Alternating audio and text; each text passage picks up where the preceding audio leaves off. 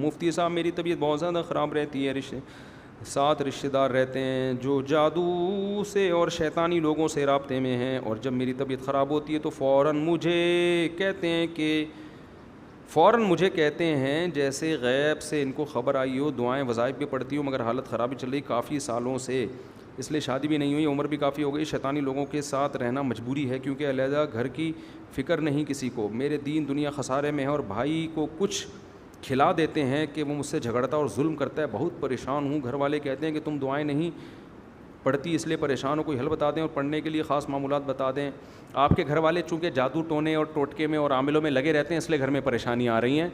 جب تک گھر کا ہر فرد ان عاملوں اور روحانی ٹوپی ڈراموں سے توبہ نہیں کرے گا اس وقت تک گھر کے حالات ٹھیک نہیں ہوں گے۔ گھر میں ایک آدمی کا کسی ٹوپی ڈرامے سے تعلق ہو گیا نا، مجھے روحانی عامل کہتے بھی عجیب سا لگ رہا ہوتا ہے، اتنا عزت رسپیکٹ کیوں دوں میں؟ ایسا لگ رہا ہے نا کہ جیسے آپ مرزا غلام احمد قادیانی کو کہہ رہے ہو کہ محترم قادیانی، ابے سمجھتے ہو؟ پورا گھر لپیٹ میں آئے گا اور پھر پورا خاندان لپیٹ میں آئے گا۔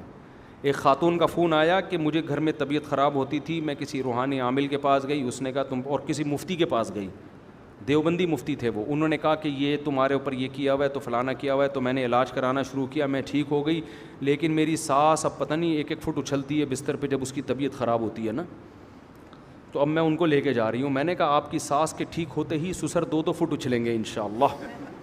حقیقت ابھی سسر سکون سے اس لیے بیٹھ رہے ہیں کہ اچھل کون رہی ہے؟ سانس اچھل رہی ہے، وہ ٹینشن میں ہے، جیسے ہی وہ سکون میں آئی تو ٹینشن پارسل کرے گی وہ، پھر سسر کیا کریں گے؟ وہ اچھلیں گے 4-4 فٹ۔ سسر کے ٹھیک ہونے سے پہلے گھر میں کوئی اور پھر خاندان کا 6-6 فٹ اچھلے گا۔ میں نے کہا اب آپ اپنا خاندانی نام رکھ لیں اچھل کودوی، لوگوں کے نام ہوتے ہیں نا بھائی، نام ہوتے ہیں نا خاندانی نام، تو اب یہ اچھل کود قیامت تک کے لیے آپ کے خاندان میں چلے گی، کیونکہ آپ کا تعلق ہو گیا روحانی عامل سے، جن چڑیل بھوت اتارنے والے سے۔ اب زندگی بھر کے لیے ان جھمیلوں میں، آپ نے دیکھا ہوگا کچھ لوگوں کے انگوٹھے پہ دھاگا بندھا ہوا ہے، کچھ کے یہاں بندھا ہوا ہے، یہاں کچھ باندھا ہوا ہے، ادھر کچھ باندھا گیا ہے، وہ فلیتے پلیتے زندگی بھر کی ان کی کیا ہے؟ ٹینشن۔ وہ فلیتے نکلتے بھی نہیں ہیں، اصل میں لفظ ہے فتیلہ، فتیل کہتے ہیں دھاگے کو نا، یہ بڑا مہذب لفظ ہے، تو ہمارے حضرت اس کو بگاڑ کے پڑھتے تھے فلیتا، تاکہ اس کی نفرت لوگوں کے دل میں بیٹھے، فتیل نہیں کہتے تھے فلیتا، پھر حضرت نے اس کو بنا دیا پلیتا، کہا کہ اس کی جتنی انسلٹ کرو اتنا اچھا ہے۔ تو فلیتے پلیتے بندے ہوئے ہوتے ہیں، یہاں دھاگا ایک، ادھر دھاگا ایک، ادھر نکالو پتہ نہیں، ادھر کوئی تعویذ، ادھر دھاگے، پھر وہ یہ جو آدمی ایک دفعہ ان چکروں میں پڑا زندگی اس کی ہمیشہ کے لیے ہوئی برباد۔ ایک دفعہ نہ ان کو جھٹک دو ایسے کر کے، بولے اے اللہ میں بیمار ہو جاؤں، ٹھیک ہو جاؤں، جن آئیں، چڑیل آئیں، بھوت آئیں، جادو آئے، ٹونا آئے، میں نے روحانی عاملوں کے پاس نہیں جانا، تو مجھے ٹھیک کرنا چاہے کر دے، ورنہ میں اسی میں مرنے کے لیے تیار ہوں، مر جاؤں گا، میں نہیں جاؤں گا۔ جب تک یہ جذبہ نہیں ہوگا آپ کی جان ان چڑیل اور بھوتوں اور جادو سے نہیں چھوٹے گی، یہ بتا دوں میں۔ اور سنت جو رقیہ ہے، سورہ فلق سورہ ناس پڑھ کے رات کو دم کیا کرو اپنے اوپر، آیت الکرسی پڑھو۔ بہت زیادہ آپ نے علاج کرانا ہے، مسجد کے امام کے پاس چلے جاؤ، امام صاحب آپ 5 وقت کے نمازی ہیں، ہم سے اچھے ہی ہوں گے آپ، تو آپ آیت الکرسی پڑھ کے ہم پہ دم کر دیں، بس۔ سمجھ میں آ رہی ہے بات؟ لیکن اگر امام کا کام ہی ہے یہ روحانی ٹوپی ڈرامہ ہے تو پھر نہ جاؤ اس کے پاس، کام یہ نہ ہو پھر کر لو آپ، بھائی دم تو کوئی بھی کر سکتا ہے نا، تو اس کے پاس چلے جاؤ، رقیہ آیت الکرسی پڑھ لے، سورہ فاتحہ پڑھ۔ اس سے آگے اگر آپ بڑھے تو چاہے دیوبندیوں کے باپ کا خلیفہ ہو، چاہے تبلیغی جماعت میں ریونڈ میں بیٹھتا ہو، چاہے اہل حدیث ہو، چاہے بریلوی ہو، میں ممبر پہ اتنی بڑی بات کر رہا ہوں لیکن لوگوں کو سمجھ میں مخالفت مول رہا ہوں، میرے خلاف ہو رہے ہیں کہ اتنے کانفیڈنس کے ساتھ تم ایسے لپیٹ دیتے ہو، تو کچھ ہے تو لپیٹ رہا ہوں نا اتنے کانفیڈنس کے ساتھ، یہ میرا کیوں نہیں بگاڑتے روحانی ٹوپی ڈرامے؟ 2-4 چڑیلیں بھیج دینا یار، 2-4 بھوت بھیج دیں ہمارے اوپر بھی، یہ 20 سال سے میں چیلنج کر رہا ہوں، ان تلوں میں تیل نہیں ہے، اور یہ حیران ہوتے ہیں یار یہ اتنے کانفیڈنس کے ساتھ ہماری پول پٹیاں کھولتا کیسے، اس کو بتایا کس نے؟ صحیح ہے نا؟ آپ تو سوچ رہے ہو کہ یار یہ مفتی صاحب مخالفت میں مبالغہ کر رہے ہیں، روحانی عامل کہتے ہیں یار ایک بندہ ہے جس کو ہمارے اندر کا کیسے پتہ چل گیا، تو یہ اندر سے ہو رہے ہوتے ہیں یار اس بندہ یہ جو کہہ رہے ہیں ہم ہیں واقعی، ہم سچی مچی کے ایسے ہی ہیں، کچھ بھی نہیں ہے ہمارے پاس، کہتے ہیں نا علوم ہے، علوم جس کے پاس کوئی علم نہیں ہوتا نا اس کو علوم کہا جاتا ہے, علوم کے سمندر. اس کا مطلب کچھ بھی نہیں ہے, پتہ نہیں کیا علوم ہے, کدھر بیٹھ کے تو نے کون سی یونیورسٹی میں کون سا سلیبس کہاں سے سینہ بسینہ چلا ہے, ٹوپی ڈرامہ A to Z فضول. تو جن چڑیل بھوت کا کوئی علم نہیں ہے میرے بھائی. آج کل تو ویسے بھی نہیں ہے, شاید کوئی پرانے زمانے میں کوئی ہوتا ہوگا, آج کل تو بالکل بھی نہیں ہے. تو اس لیے سیدھا سیدھا بیٹھ کے نا رقیہ وقیہ بس یہ سورہ فلق سورہ ناس یہ کر لیا کرو, آیت الکرسی. مسجد کو نیک آدمی سے دم کا زیادہ فائدہ ہوتا ہے, جنات اس سے ڈرتے ہیں. ہم تو نیک بھی نہیں ہیں, مشہور ہیں, نیک مشہور ہو گئے نا, تو جنات میں بھی انسان مشہور ہو جاتا ہے. تو مجھے تو کس بندے کا جن چڑھا ہوا تھا, تو میں گیا تو وہ جن میرے سے بحث کر رہا ہے نا, میں تیرے کو چھوڑوں گا نہیں. میں نے کہا تیرے باپ نے ایسی کی تیسی تو دیکھتا ہوں میں نے ایسے آستینیں چڑھا لی. تو ان سے اسی اسٹائل میں بات کرو تو یہ ایسے ہوتے ہیں. اگر آپ ڈر گئے نا, اچھا میں کسی عامل کو فون کر رہا ہوں, جن سمجھ جاتا ہے بیٹا میری دال کہاں گلے گی, یہاں گلے. جن جب بات کرے نا آپ سے ایسی کی تیسی, آپ بولے تو سالے تو پتہ نہیں ہے تجھے میں کون ہوں, اندر سے بے شک کپ کپا رہے ہو آپ. صحیح ہے.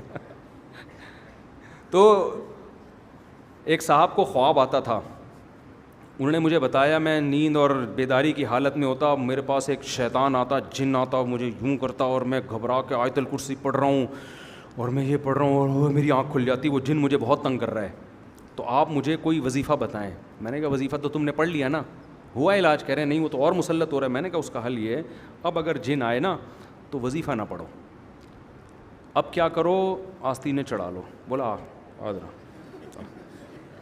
اور رکھ کے لگاؤ ایک تھپڑ. بولا تیری ایسی کی تیسی. اب یہ اس کے لیے تھوڑا کانفیڈنس چاہیے, اس کے لیے وہی کر سکتے ہیں جس میں 4 شادیوں کا جذبہ ہو. یہ ایک والے کا کام, کلے آدمی کا کام نہیں ہے یہ, سمجھ رہے ہو. ایک آدمی کی بیوی پہ جن چڑھ گیا, کسی نے آ کے بتایا بھابھی پہ جن چڑھ گیا ہے, تو اس نے کہا خود ہی نمٹے گا, خود ہی بھگتے گا, ہم سے مشورہ لیے بغیر آ گیا اس کے اوپر. تو اس کا خیال یہ تھا کہ جن پچھتائے گا, خود ہی بھگتے گا. تو کیونکہ اللہ نے بیوی میں جو طاقت ہے وہ جن چڑیل بھوت سے کئی گنا زیادہ رکھی ہے, تو جو بیوی سے نہیں ڈرا تو جنات سے کہاں ڈرے گا وہ. تو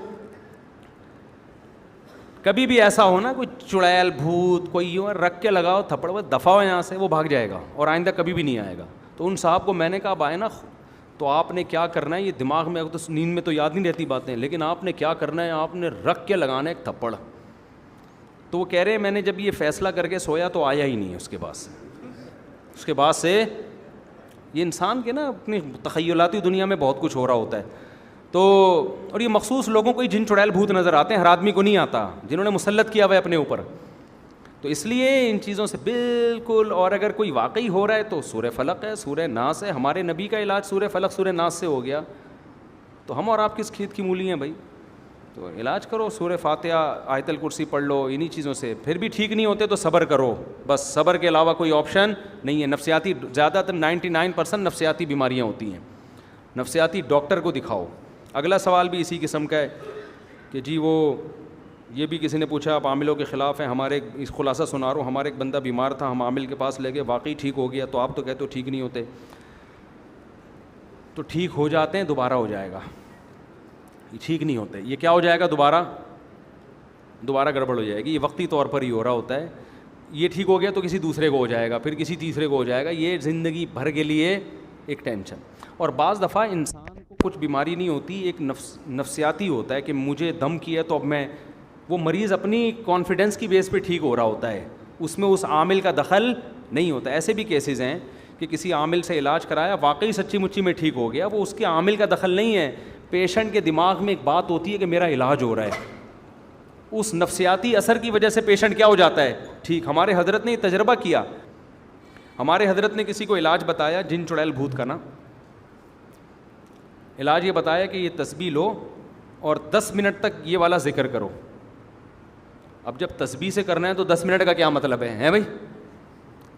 ابے تسبیح تو گننے کے لیے ہوتی ہے نا, 200 دفعہ کرایا 10 منٹ, لیکن پکڑائی کیا, تسبیح.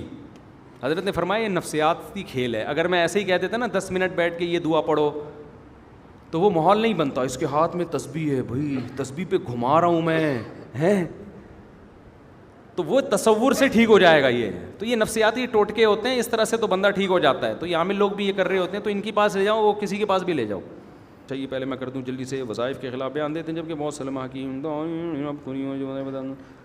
قرآن سے ثابت ہوتے ہیں. یہ بڑی بات کرتے ہیں لوگ کہ ہم جو وظیفہ بتاتے ہیں قرآن حدیث سے ثابت ہے. دیکھو قرآن حدیث سے تو الحمدللہ رب العالمین بھی ثابت ہے, الرحمن الرحیم بھی ثابت ہے, مالک یوم الدین بھی ثابت ہے, ان اللہ علی کل شیء قدیر بھی ثابت ہے. تو اس کے لیے عامل کے پاس جانے کی کیا ضرورت ہے آپ کو؟ وہ منتخب آیت لائے گا تو بولو یہ اس موقع پر یہ والی آیت کہاں سے ثابت ہے, یہ سوال پوچھو اس سے. یہ کیوں پڑھوں میں, وہ والی کیوں نہیں پڑھ لوں؟ بچیوں کی شادی نہیں ہو رہی, سورہ مزمل 7 دفعہ پڑھو, تو کہنا سورہ مدثر کیوں نہیں پڑھوں؟ ہے بھائی, قل ہو اللہ کیوں نہیں پڑھوں؟ وہ کہے گا نہیں سورہ مدثر 21 دفعہ, 21 کیوں, 31 کیوں نہیں آ رہی بات سمجھ میں. تو پھینک رہے ہوتے ہیں, پھینکنے پر گورنمنٹ کی طرف سے کوئی پابندی نہیں, پھینکتے جا رہے ہیں.